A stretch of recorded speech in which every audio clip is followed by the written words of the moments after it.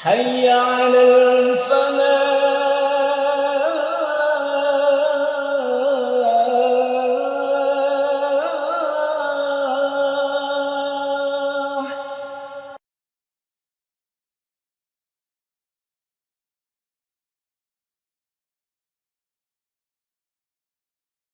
Assalamualaikum warahmatullahi wabarakatuh. Alhamdulillahi rabbil alamin. Alhamdulillahilladzi arsala rasulahu bil huda wa dinil haqq liyudhhirahu 'alad dini kullih wa kafa billahi shahida. Ashhadu an la ilaha illallah wahdahu la syarika lah. Wa ashhadu anna Muhammadan abduhu wa rasuluh la nabiyya ba'da. Qala Allah Ta'ala fil Qur'anil Aziz. A'udzu billahi minasy syaithanir rajim. Bismillahirrahmanirrahim. Qalat imra'atu Imran rabbi inni nadartu laka ma fi batni muharrar. Inni nadartu laka ma fi batni muharraran fataqabbal minni innaka antas sami'ul alim.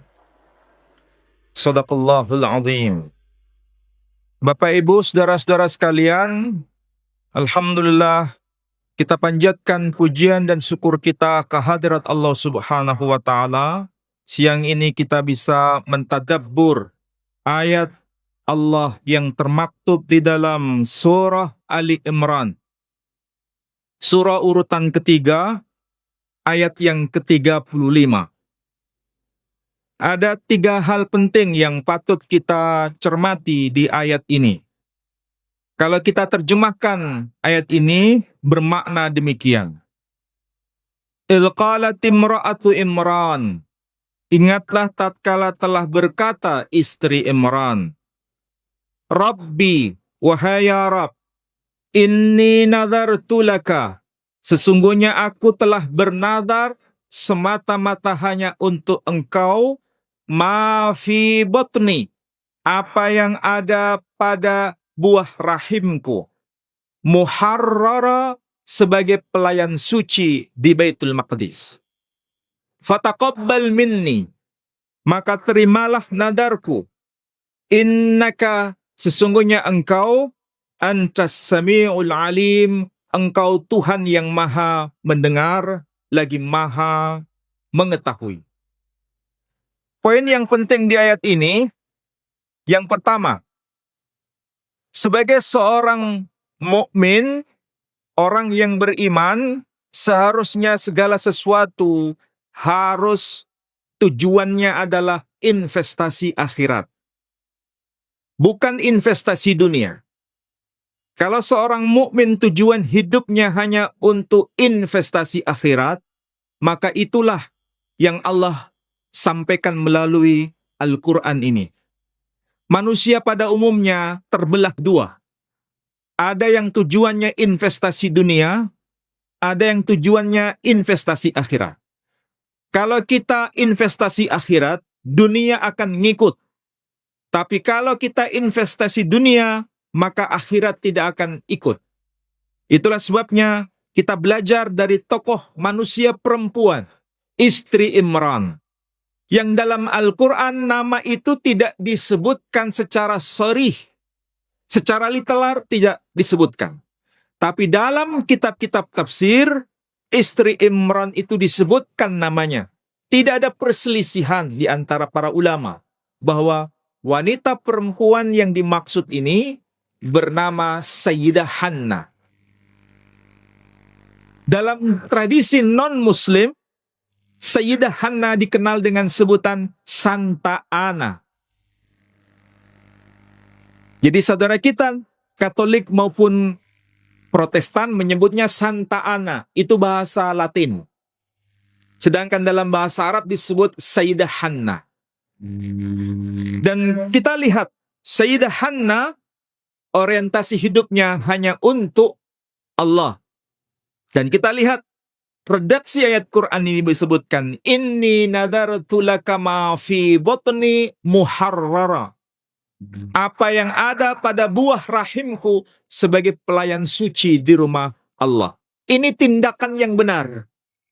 Tindakan yang benar ini juga diiringi dengan ucapan yang benar. Apa ucapan yang benar? Dia berkata, Fataqabbal minni, innaka antas sami'ul alim. Terimalah apa yang aku nadarkan ini, sesungguhnya engkau maha mendengar, lagi maha mengetahui. Tindakan yang benar dan ucapan yang benar dari sosok manusia perempuan yang bernama Sayyidah Hannah itu mengikuti tradisi kenabian, mengikuti jalan kenabian. Kita tahu Sayyidah Hannah bukan nabi, Sayyidah Hannah bukan rasul, suaminya Imran juga bukan nabi, juga bukan rasul. Kalau beliau saja mampu mengikuti jalan kenabian, maka kita yang juga bukan siapa-siapa seharusnya bisa mengikuti jejaknya. Apakah betul jalan kenabian tindakannya benar dan ucapannya benar? Kita cek dalam Quran, dalam surah Al-Baqarah ayat 127. Ayat 127 surah Al-Baqarah berbunyi, Bismillahirrahmanirrahim. Wa idh yarfa'u Ibrahimul qawa'ida minal baiti wa Ismail. Rabbana taqabbal minna innaka antas sami'ul alim. Perhatikan ayat itu. Tindakannya benar, ucapannya pun benar. Apa tindakan yang benar? Orientasinya hanya untuk investasi akhirat. Membangun rumah suci bersama sang putra, yakni Ismail. Dialah tokoh yang bernama Ibrahim. Setelah itu tindakannya pun benar. Dan ucapannya pun benar. Dia berkata, Rabbana taqabbal minna, innaka antas sami'ul alim. Istri Imran juga berkata, Fataqabbal minni, innaka antas sami'ul alim. Jadi catatannya bagi kita sebagai muslim yang baik, pertama, bertindak benar. Kedua, berkata benar. Dan Al-Quran mengatakan demikian. Lihat, surah At-Taubah, surah 9, ayat 119, dikatakan, Bismillahirrahmanirrahim. Ya ayyuhalladzina amanu, wahai orang-orang yang beriman, ittaqullaha, bertakwalah kalian semua kepada Allah. Wa kunu ma'as shadiqin. Dan hendaklah kalian bergabung bersama orang-orang yang bertindak benar. Yang kedua, di surah Al-Ahzab, surah 33, ayat yang ke-70, Allah juga berkata, memanggil kita sebagai orang-orang yang mengaku beriman. Allah mengatakan apa? Ya ayyuhalladzina amanu, wahai orang-orang yang beriman, ittaqullaha, bertakwalah kalian semua kepada Allah, wa qulu qawlan syadida, dan hendaklah kalian berkata dengan perkataan yang benar. Perhatikan di sini. Tindakan yang benar terletak di surah yang berbeda, di ayat yang berbeda. Berkata yang benar terletak di surah yang berbeda, di ayat yang berbeda. Tapi disatukan di satu surah yang sama, di ayat yang sama, yakni di dalam surah 61 ayat yang kedua. Tindakan benar dan berkata benar itu harus sinkron. Apa yang Allah sampaikan? Ya ayyuhalladzina amanu lima taquluna ma la taf'alun. Berarti Allah ingin agar kita yang mengaku beriman, tindakannya benar, perkataannya pun benar. Ini masih teori. Maka bagaimana supaya kita paham contoh konkretnya? Maka Allah berikan sampel. Siapa sampelnya? Sampelnya adalah Nabi Ibrahim. Dan tokoh yang kedua, manusia perempuan yang bernama Sayyidah Hannah. Bukan Nabi, bukan Rasul, tapi tindakannya benar dan perkataannya pun benar. Inilah Al-Quran. Dan beginilah seharusnya yang kita pelajari melalui Quran ini. Yang kedua, ayat berikutnya, apa yang dikehendaki manusia kadang-kadang tidak nyambung dengan fakta. Yang disampaikan di ayat ini, kita coba lihat ayat yang ke-36. Falamma wada'atha, maka tatkala bayi ini telah lahir, qalat, telah berkata istri Imran, Rabbi, inni wada'tuha unsa. Wahai ya Allah, ya Rabb, sesungguhnya aku telah melahirkan bayi perempuan. Wallahu a'lam. Dan Allah lah yang lebih tahu mengenai ini. Ini pelajaran bagi kita semua, bahwa apa yang kita inginkan kadang-kadang tidak nyambung dengan fakta. Ini merupakan pengalaman seorang manusia yang bernama Sayyidah Hannah. Ini bukan pengalaman pribadi, ini sekaligus pengalaman kita semua. Kadang yang kita inginkan tidak sama seperti faktanya. Tapi bagaimana sebagai solusi terbaik sebagai seorang yang mukmin? Harus berkata, Wallahu a'lam. Allah yang lebih tahu. Ketiadaan sinkronan antara yang kita inginkan dengan fakta. Pelajarannya apa di sini? Sayyidah Hannah sebetulnya ingin anaknya itu laki-laki. Karena akan menjadi pelayan suci di rumah Allah. Tapi faktanya, justru yang didapat anak perempuan. Dan kita tahu, ketika antara fakta dengan yang dirancang tidak sama, kembalikan semua kepada Allah. Pasti Allah akan memberikan yang terbaik. Yang penting niat kita sudah benar, tindakan kita sudah benar, ucapan kita sudah benar. Allah tidak akan pernah meninggalkan kita. Dari sinilah kemudian dia curhat kepada Tuhannya. Apa yang dikatakan? Walaysa dzakaru kal unsa. Laki-laki itu tidak sama dengan perempuan. Ini bahasa curhat sebetulnya. Kalau kita maknai era sekarang, bahasa curhat kepada Tuhannya. Allah sangat suka bila seorang hamba curhat kepadanya dengan sedetil-detilnya. Bukan secara global, tapi secara detil. Apapun yang terjadi atas kehidupan kita, Allah akan pasti dengar. Dan dia tidak berpikir mengenai dirinya sebenarnya, tapi berpikir mengenai orang lain. Bukan ego yang didahulukan. Ketika dia berkata, Walaysa dzakaru kal unsa, laki-laki itu tidak sama dengan perempuan, yang dia pikirkan bukan dirinya. Yang dia pikirkan adalah nasib anak ini. Nasib orang lain ini. Kenapa bisa begitu? Kita lihat. Ini berkaitan dengan keluarga Imran. Imran itu bukan dari kalangan Bani Ismail. Imran dari kalangan Bani Israel. Bani Israel mengikuti hukum Taurat, bukan mengikuti Quran. Ketika dia berkata, Walaysa dzakaru kal unsa, laki-laki tidak sama dengan perempuan, ini contoh konkretnya saya ingin jelaskan. Dalam hukum Quran, hukum Islam, anak laki itu dapat warisan 2 kali lipat. Anak laki pertama, anak laki kedua, anak laki ketiga, semua dapat warisan 2 kali lipat. Kalau anak perempuan dapat warisan setengah dari anak laki-laki. Sedangkan hukum Taurat itu beda. Hukum Taurat sampai hari ini menyebutkan anak laki pertama dapat warisan 2 kali lipat. Anak laki kedua dan seterusnya dapat warisan setengah dari kakak pertama. Meskipun sama laki, tapi warisannya beda. Anak pertama, anak yang paling sulung, 2 kali lipat. Berikutnya, meskipun laki-laki, separuh dari kakak pertama. Pertanyaannya, kalau anak perempuan dapat berapa? Anak perempuan menurut hukum Taurat dapat 0. Apa maksudnya? Tidak dapat apa-apa. Jadi ketika dia berkata, Walaysa dzakaru kal unsa, laki-laki itu tidak sama dengan perempuan, yang dia fikirkan bukan dirinya. Yang dia fikirkan adalah nasib anak perempuan ini. Dia tidak akan dapat apa-apa. Pelajaran bagi kita adalah, kita seringkali hanya berpikir fokus pada diri kita, bukan fokus pada orang lain. Allah ingin agar kita mengaku sebagai orang beriman, bukan fokus fikirkan diri kita, tapi fikirkan orang lain. Itulah sebetulnya rahmat ilahi yang dicontohkan melalui tokoh perempuan bernama Sayyidah Hannah.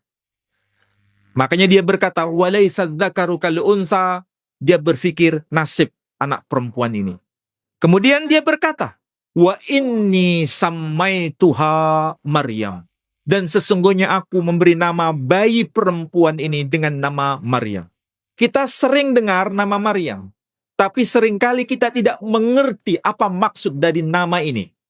Saya ingin jelaskan hari ini. Nama Maryam tidak sama seperti kuliner yang kita makan. Kuliner yang kita makan, soto Maryam, roti Maryam, gulai Maryam, semua itu enak. Tetapi Maryam tidak sebanding dengan kuliner itu sendiri. Maryam secara harfiah maknanya adalah pahit atau getir. Jadi kesimpulannya, Allah memberi pelajaran kepada kita bahwa anak ini lahir, anak ini ketika dilahirkan, sampai dia melahirkan, hidupnya penuh dengan kegetiran. Hidupnya penuh dengan kesedihan. Kita tidak sanggup menjadi manusia seperti beliau. Tapi inilah contoh ekstrim yang Allah sampaikan melalui Quran. Sehingga tokoh ini, dia bukan siapa-siapa. Dia bukan nabi. Dia bukan rasul. Tapi diabadikan dalam Quran menjadi satu nama surah yang disebut surah Maryam. Dan itu nama perempuan satu-satunya yang termaktub dalam nama surah Quran. Inilah dahsyatnya Quran. Pelajaran hidup bagi kita semua. Kesimpulannya, pertama, orientasi hidup hanya untuk Allah. Investasi akhirat.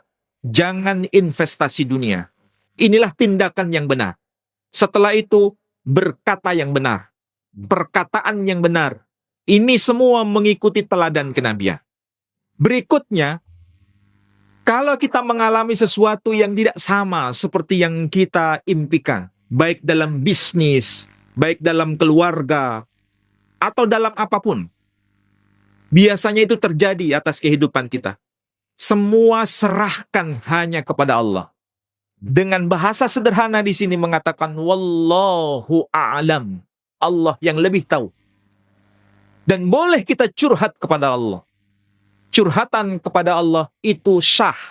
Dan itu membuat Allah sangat bahagia dengan curhatan kita. Dan yang terakhir, yang paling penting, dan ini paling penting menurut saya. Kalau kita mempunyai rancangan sesuatu, kemudian tidak seperti yang kita inginkan, itu bukan berarti Allah tidak izinkan. Allah tetap izinkan, tapi timingnya sesuai dengan timingnya Allah. Kebanyakan manusia ini memaksa kehendak Allah sesuai kehendak kita. Bukan memaksa kehendak kita sesuai dengan kehendak Allah. Sebagai seorang mukmin yang baik, memaksa kehendak kita sesuai dengan kehendak Allah. Baik kita profesinya seorang guru, seorang dosen, seorang ustadz, seorang kepala keluarga, seringkali kita menemukan sesuatu yang kita inginkan tidak sama seperti fakta real. Itu membuat kita sedih, ya. Tapi pasti Allah punya sesuatu, asal niat kita sudah benar. Investasi akhirat, bukan tujuan-tujuan lain. Allah pasti akan kabulkan sesuai dengan timingnya. Perhatikan. Yang dia inginkan, Sayyidah Hannah, itu anak laki. Tapi sepertinya Allah tidak mengabulkan, dalam tanda kutip. Justru diberikan anak perempuan. Bagi orang awam, sepertinya Allah tidak berpihak kepada orang yang salih ini. Tapi sebetulnya bukan begitu. Justru Allah memberikan sesuatu sesuai dengan timing yang tepat. Nanti Sayyidah Hannah justru diberikan cucu laki-laki. Dia hanya minta jenis kelamin laki-laki, tidak lebih dari itu. tapi karena kesabarannya, karena husnudzan kepada Allah. Dan dia berkata, wallahu a'lam. Allah yang lebih tahu, Allah berikan cucu laki-laki, bukan anak laki-laki. Asal bersabar menunggu satu generasi. Kebanyakan manusia minta sekarang, doa sekarang, diganjar sekarang. Manusia itu perlu waktu. Manusia perlu bersabar. Kesabaran itu membuahkan sesuatu yang tepat. Tidak diberi anak laki-laki, tapi diberi cucu laki-laki. Dan bukan sekedar laki-laki, tapi cucu plus. Apa plusnya? 1, Nabi. 2, Rasul. 3, Ulul Azmi. 4, Al-Masih. Isa itu bukan sekedar laki-laki, tapi dia Nabi. Isa ibnu Maryam itu laki-laki, ya. Tapi dia Nabi, dia Rasul, dia Ulul Azmi, dan dia Al-Masih. Kalau ibarat di kepolisian, pangkat Nabi Isa itu bukan Brigjen. Pangkat Nabi Isa itu bukan Irjen. Pangkat Nabi Isa itu bukan Komjen. Tapi pangkatnya adalah jenderal itu sendiri. 4 jabatan yang dia peroleh. Kenapa? Karena doa dari neneknya dulu. Dia pasrahkan sepenuhnya. Wallahu a'lam. Allah yang lebih tahu. Inilah seharusnya yang kita teladani. Dan seharusnya begitu sebagai seorang mukmin. Saudara-saudara sekalian, kalau kita sudah paham begini, maka kita tahu. Kita menyebutnya Sayyidah Hanna dan sekaligus menyebutnya Sayyidah Maryam. Saudara kita non-muslim menyebutnya Santa Ana dan Santa Maria. Itulah sebabnya Allah mengawali Al-Quran ini dengan 2 huruf. Alif, Zal. Kalau dibaca il, berarti ini peristiwa yang sudah lampau terjadi. Dan ini bisa dikonfirmasi dengan sejarah. Tidak ada dusta dalam konteks ini. Tetapi kalau dibaca ila, fathah, maka ini peristiwa belum terjadi. Jadi ketika Allah berkata il, berarti kita harus siap-siap bahwa Allah sedang berkata serius kepada kita. Ini pelajaran bagi kita semua. Dan bisa dikonfirmasi dengan data-data di luar Quran. Nah, bedanya saudara-saudara sekalian, kalau kita ini wasata, di tengah. Sedangkan ada 2 kutub ekstrim. Sayyidah Maryam itu disapa dalam tradisi Yahudi, dia disebut sebagai wanita pezina. Dan Quran menjelaskan juga, bahkan dengan bahasa yang sangat tegas para pembesar waktu itu. Dia berkata apa? Wa kanat ummuki baghiyah. Dan ibumu itu bukan seorang pezina. Tetapi kenapa engkau berzina? Ini tuduhan orang-orang Yahudi. Dan memang betul termaktub di dalam kitab Talmud. Kebetulan saya di rumah punya kitab Talmud itu, kitab Yahudi. Ini kutub ekstrim. Menganggap Sayyidah Maryam sebagai wanita yang tidak saleh. Sedangkan yang kutub ekstrim berikutnya, ekstrim kanan, ini disebut sebagai walidatullah. Kalau bahasa di Timur Tengah menyebutnya Sayyidah Maryam walidatullah. Apa itu? Sayyidah Maryam sebagai bundanya Allah. Ini juga kita tidak benarkan. Jadi ada 2 kutub ekstrim. Quran datang untuk menengahi dari 2 kutub ekstrim ini. Wanita Maryam ini sangat jelas, sangat mulia. Namanya disebut dalam Quran dan menjadi nama surah dalam Quran. Dan putra yang dilahirkan memang bukan tanpa sentuhan laki-laki. Dan Quran sangat jelas dalam surah Maryam. Bismillahirrahmanirrahim. Wa barram biwalidati walam yaj'alni jabbaran sakiyya. Perhatikan tuh, redaksi Quran. Wa barram biwalidati. Quran tidak berkata wa barram biwalidayya. Quran juga tidak berkata wa barram biwalidi. Tapi Quran berkata wa barram biwalidati. Apa bedanya 3 hal ini? 1. Kalau Quran berkata wa barram biwalidi, Allah perintahkan berbuat baik kepada bapakku. Tapi kalau Quran berkata wa barram biwalidayya, dan berbuat baik kepada kedua orang tuaku.